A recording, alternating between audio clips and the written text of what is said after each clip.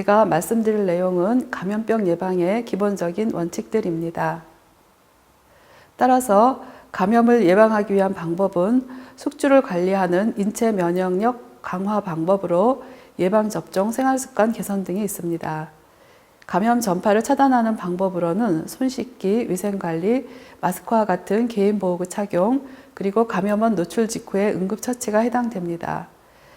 감염원을 관리하기 위해서는 원인 미생물을 제거하기 위하여 세척, 소독, 환경 개선 등이 필요합니다.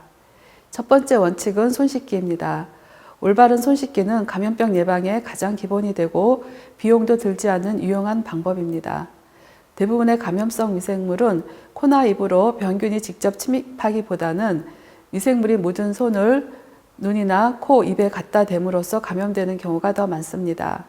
사람의 몸은 세균에 대한 저항력을 가지고 있기 때문에 올바른 손 씻기를 통해 세균의 숫자를 줄여주기만 하더라도 감염성 질환의 반 이상을 예방하실 수 있습니다. 우리가 세균이 손에 묻은 상태에서 손을 씻지 않는 경우입니다. 이 경우에는 1시간 후에는 미생물이 64개로 증식하고 2시간 후에는 4,096개, 그리고 3시간 후에는 세균이 26만 개로 증가하는 것으로 예측할 수 있습니다. 따라서 손에 묻은 세균이 증식하기 전에 적절한 손 씻기를 하는 것이 매우 중요합니다. 그러면 손 씻기가 감염을 예방하는데 얼마나 효과적인지 알아보겠습니다. 배변 후 손을 씻지 않았을 경우에는 설사 질환이 생길 수 있는 상대적 위험도가 약 2배로 증가합니다. 손을 씻을 경우에는 소화기 질환의 31%, 호흡기 질환의 21%가 감소됩니다. 따라서 감염성 질환의 약 50에서 70%는 손 씻기를 통해서 예방이 가능합니다. 이러한 상황들에서 또 한 가지 주의해야 할 사항은 각 상황에서 언제 손 씻기가 필요한지입니다. 음식을 먹을 때는 먹기 전에 손 씻기가 중요합니다. 화장실 이용 시에는 이용 후에, 그리고 기저귀를 가는 경우도 갈고 나서 손 씻기가 중요합니다. 아픈 사람을 간병할 때와 배인 상처나 창상을 다룰 때에는 환자 보호, 그리고 상처나 창상 보호를 위하여 행위 이전에도 손 씻기가 필요하지만 반대로 환자나 창상으로부터 세균이 손으로 전파될 수도 있으므로 행위 이후에도 손 씻기가 필요합니다. 손을 씻는 방법은 흐르는 물에 비누로 30초 이상 자주 씻는 것을 권고합니다. 그리고 이 그림에 있는 것처럼 6단계로 씻어서 손의 모든 부위가 잘 씻겨지도록 해야 합니다. 이 그림을 보시면 올바르게 손을 씻지 않을 경우에 상당수의 세균이 손에 남아 있는 것을 보여주고 있습니다. 올바른 손 씻기를 하지 않을 경우에 일반적으로 잘 씻기지 않는 부위는 그림과 같습니다.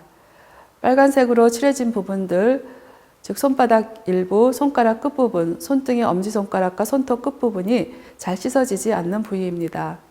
노란색으로 칠해진 부분은 종종 잘 씻기지 않는 부위입니다. 파란색은 일반적으로 잘 씻어지는 부위입니다. 따라서 이 그림에서 보신 것처럼 6단계의 올바른 손 씻기 방법은 매번 적용하는 것은 매우 중요합니다. 손 씻기 방법과 관련하여 추가로 주의해야 할 사항을 알려드리겠습니다. 요즘 많이 사용하는 알코올이나 염화벤조알코늄 성분을 물 없이 사용하는 제제는 비누와 물로 씻는 것과 유사한 효과를 나타냅니다. 그러나 손에 오염물이나 유기물이 묻어 있을 경우에는 알코올 제제보다는 물과 비누를 사용하는 것이 좋습니다.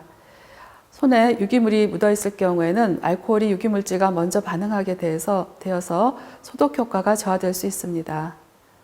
손 씻기 후에는 청결한 수건, 종이타올, 에어드라이기로 물기를 건조시키는데 수건은 가능하면 한 번 사용한 후 세탁하거나 이것이 여의치 않을 경우에는 자주 교환하고 가능한 건조시켜서 사용하는 것이 좋습니다. 두 번째는 기침 예절과 호흡기 에티켓입니다. 기침 예절은 감염병 병원체가 다른 사람에게 전파되는 것을 막을 수 있는 감염병 예방의 기본 수칙이며 다른 사람을 위해 실천할 수 있는 기본 예절입니다. 특히 기침이나 재채기를 할 때 손으로 입과 코를 가리게 되면 바이러스 등 병원체가 손에 묻어 전파될 우려가 있기 때문에 반드시 손이 아닌 휴지, 손수건이나 옷소매 위쪽으로 입과 코를 가리고 하는 올바른 방법으로 기침 예절을 지키는 것이 중요합니다. 기침 예절을 좀 더 구체적으로 설명하면 기침을 할 때에는 마스크를 착용하는 것이 좋고 입과 코를 휴지로 가려야 합니다. 휴지나 마스크가 없을 때는 옷소매로 가립니다. 휴지는 잘 버리고 손에 묻은 호흡기 분비물을 제거하기 위하여 손위생을 실시해야 합니다.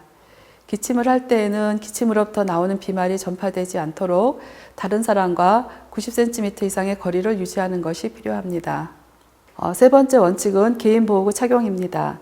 개인보호구는 호흡기, 눈, 손, 발을 포함한 전신과 의복을 감염원으로부터 보호하도록 고려하여 선택하게 됩니다. 또한 질환별 또는 감염 경로, 감염 노출 상황, 행위, 용도에 맞게 보호구를 선택하여 사용하도록 하고 있습니다. 예를 들면 공기로 전파되는 결핵 환자를 접촉할 때에는 결핵 환자 접촉 시에는 여과 효율이 높은 호흡기 보호구를 착용해야 합니다. 설사 환자의 경우에는 미생물이 주로 대변으로 분비되므로 장갑이나 가운 착용이 필요합니다. 에이즈 환자인 경우에는 HIV 바이러스가 혈액이나 체액에 존재하기 때문에 이러한 물질을 접촉할 가능성이 있으면 장갑, 가운을 착용해야 합니다. 이 그림들은 개인 보호구를 착용할 때의 순서와 적절한 방법을 소개하고 있습니다. 개인 보호구는 상황에 따라 다른 보호구를 착용해야 하는데 이 그림은 신종 코로나 바이러스 감염증에서의 사례를 소개한 것입니다. 가장 먼저 가운을 입고 N95 마스크를 착용합니다. 마스크가 얼굴에 잘 밀착되도록 코 접촉 부위를 눌러주고 숨을 들이쉬고 내쉬어 보면서 공기가 새는 곳이 없는지 확인합니다. 다음으로 고글이나 안면 보호대를 착용합니다. 마지막으로 장갑은 옷소매 위를 덮도록 착용해야 합니다. 감염병 환자와 접촉한 후에는 벗는 과정에서 오염이 발생하지 않도록 주의해야 하므로 입는 것보다 적절하게 벗는 방법이 매우 중요합니다. 이 그림들은 개인 보호구를 탈의할 때의 순서와 자신의 주변 환경을 오염시키지 않고 탈의하는 방법을 설명하고 있습니다. 가운은 오염된 부위를 안으로 말아서 깨끗한 면만 만지도록 해야 합니다. 장갑은 그림처럼 주의하여 손이 오염되지 않도록 벗어야 합니다. 가운과 장갑을 벗는 과정에서도 손이 오염될 수 있고 마스크나 고글을 안전하게 벗기 위하여 손위생을 실시해야 합니다.